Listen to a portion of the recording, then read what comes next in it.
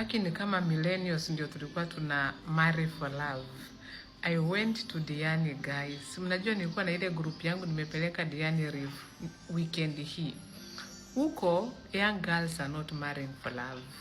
Like you see a young girl with a very old white guy. Yani mzee kabisa mpaka ameinama.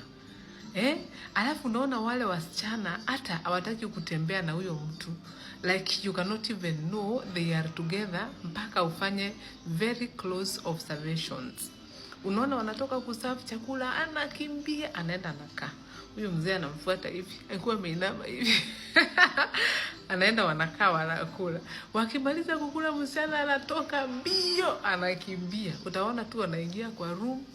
Na ni ile ya kumfuata. Literally these girls are running. They do not want to be close to them.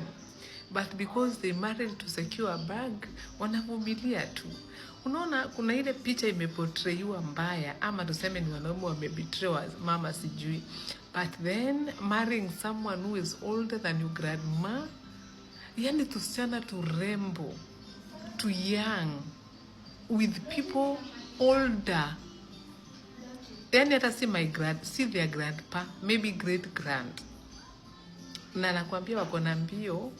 And then the same place unakutana those old wazungu with their old wives, like wakiwa wa young and they are there, wanakaa wote wazee.